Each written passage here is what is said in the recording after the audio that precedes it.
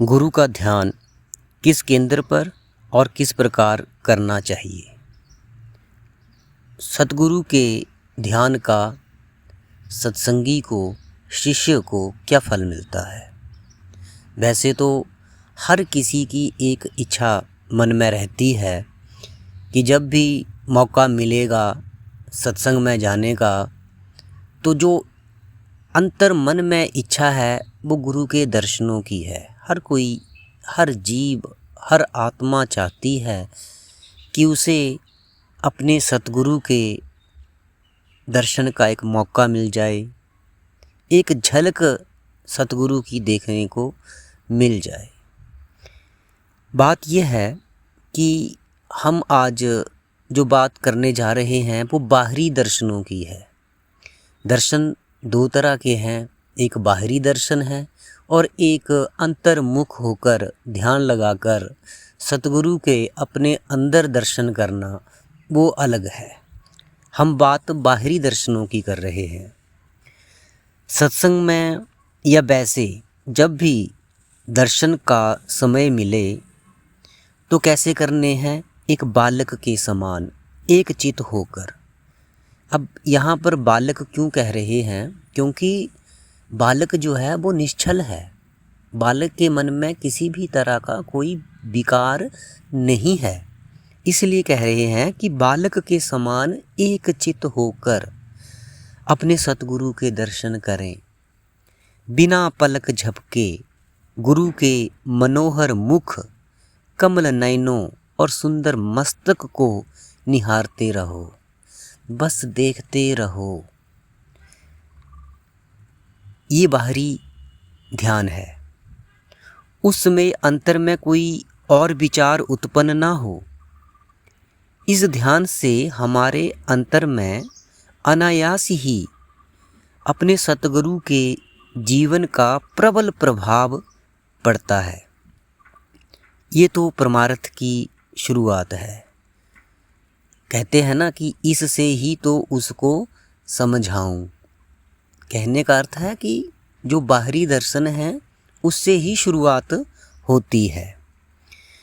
और ये परमार्थ की उन्नति में इसे आप शुभारंभ समझिए।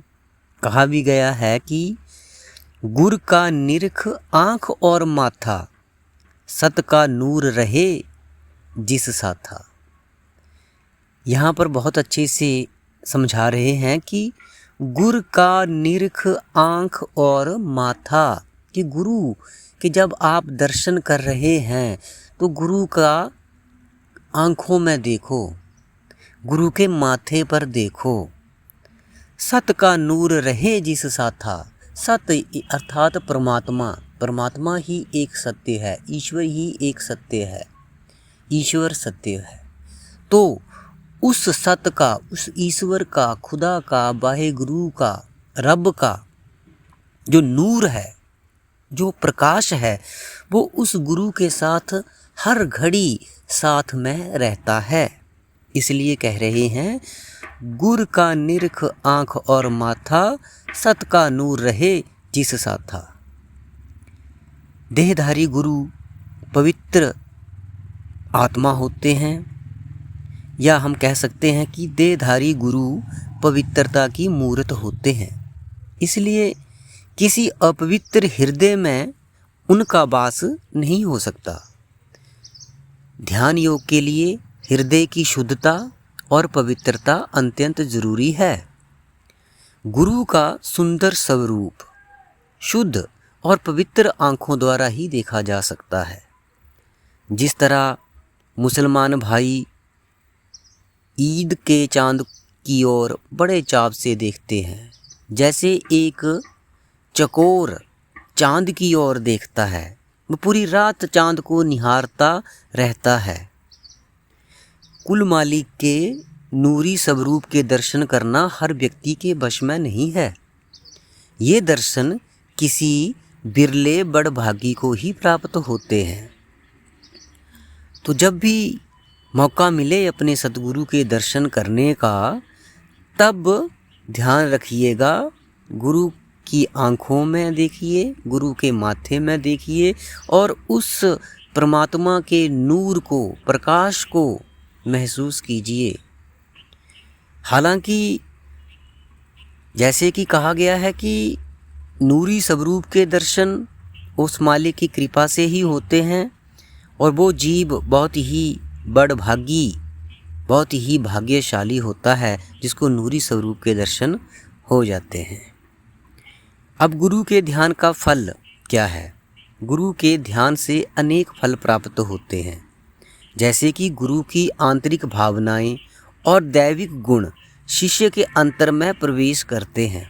देखिए क्या फल मिल रहा है कि जो गुरु के अंदर भावनाएं मौजूद हैं, जो सतगुरु के देवीय गुण हैं, वो गुण भी शिष्य के अंदर प्रवेश करना शुरू कर देते हैं।